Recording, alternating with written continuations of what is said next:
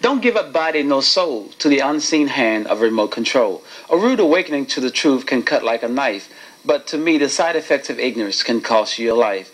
Know your enemy and know yourself inside out and outside in. Don't let what others call common sense get down under your skin. Don't give up body nor soul to the unseen hand of remote control. And that's from my new book called The Wake Up Call. Welcome back to Color Me Poetry. I'm Danny Queen. I'd like to welcome back my guest, Brother Tim Wells, and he's a poet to the highest order. Tim, you have another piece there that you was going to kick. You was going to do the second part to the title point. Okay. And tell me. Oh, I'll go right into it, actually. Yeah, go ahead. Okay. Tell me one place on the map that hasn't been affected by white supremacy. Tell me one place on the map that hasn't been enslaved by white supremacy. Forget the Alamo. Remember all the people that look just like you that have been killed. And to make you forget, they tell you this is the land of opportunity. And to make you forget about all of the murdering, they tell you brothers are killing.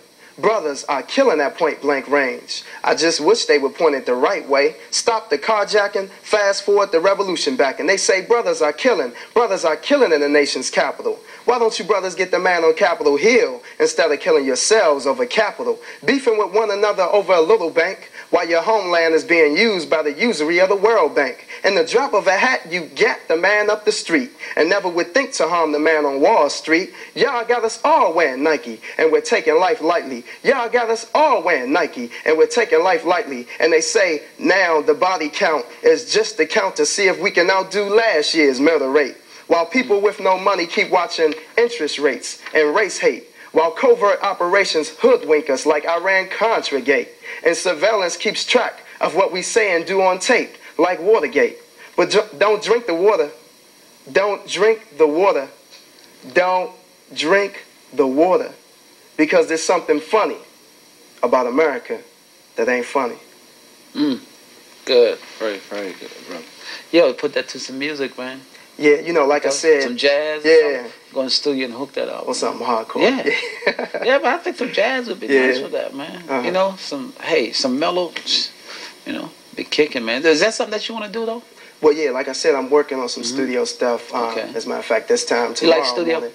Yeah, I mean, I love getting in there, you know, as they say, rocking the mic. You know, just to go in there and not just to necessarily hear yourself, but to hear what you can do with words. You know what I'm saying? Because a lot of people don't realize how masterful a lot of rappers are. I mean, you might listen to it and say, well, what is he talking about? But there's some very intricate rhymes, you know, in the rhyme scheme many times. And not everybody can do that. It's just, for some reason, people think that rap is so easy. It's just like Jordan can dribble, but not, I mean, you can dribble, but you can't dribble like Jordan and play ball like Jordan. No, you can throw a football, but you can't necessarily be an NFL quarterback. And I know my limitations on top of that. Exactly. So in the same way, anyone can rhyme to a certain extent, but not everyone can rap.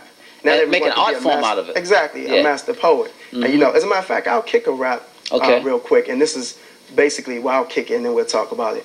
Waiting for a break so I can break from here. So darn broke, nobody don't even care. Brothers from the hood say don't be no police. I guess if I was judged, there'd be justice and peace. Now drive Miss Daisy so I won't be no chauffeur. Don't like the shucking job so I won't be no gopher. Although I do a lot of gophing while the ones with money do a lot of loafing. Insider trading, land invading, slave trading, space invading. They say we got a record for bad character, but we're still better than corporate America. Maybe I should work in that ivory tower. Maybe I should work for Potomac Power. Maybe I should be an electrician or run for office, be a politician. Maybe I should be one of the president's men. Maybe I should just think again. Ask Bill Clinton if he pay my bills. Ask Perot if I can have a meal. That's M-I-L-L, not M-E-A-L. The world is cruel, so what the H-E-L-L? I'm tired of serving sandwiches and mayo. And Dan Quayle can't spell potato. Yeah. So, you know, basically, that song was inspired by, I know a lot of brothers, some brothers I grew up with who hustle. And, I mean, there's some more lyrics to that song, but I talk about brothers I know that hustle and brothers that I know that try to break their back to make a living. And most notably, my father. I mean, looking at how hard he worked, you know, like I say in a poem, ever since I can remember, my father worked 2 jobs, bringing home the bacon and the corn on the cob. When I was young, we lived in an apartment in Belhaven, moved to a nicer home, and Papa's still slaving. And so it's like my father always worked 2 jobs. My father always worked hard, even when he wasn't working. Yeah, you know.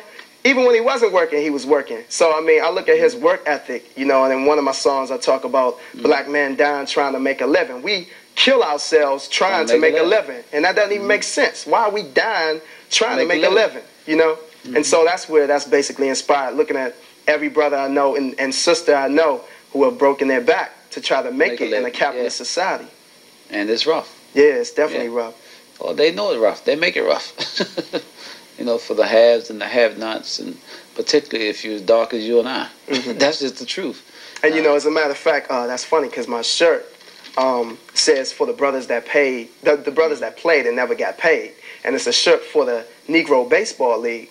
But, I mean, we can expand that. And that's just a poem think, in itself. You know what I'm saying? Yeah. We can expand that and just think about brothers who have worked enslaved, from slavery to brothers who used to get degrees back in the 20s and 30s, but because they were black, they couldn't get a job. Yeah, they had to still be a chauffeur or still be a butler. Or work at the post office. Or work at the post office. Yeah. You know? And that was, you know, that was big time. If you got a job at the post office, or one of the big office buildings, you know, running the operator, running the elevator operator. Exactly. That was called, you know, that was big. That was good money, you know, back then. Good money is not really good money, you know?